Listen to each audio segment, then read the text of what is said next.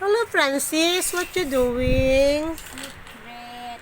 Yan. Dito yung ano ni Francis, guys. Lego. Do you call that? The Lego the making table. area. Making area. Yan ginagawa niya, guys. Ano mga ginagawa mo, be? Dami na naman yung nagawa-gawa, guys. So, milig siya sa Lego, eh. Yan. Nandiyan ang kanyang mga Lego. Yan sa cabinet.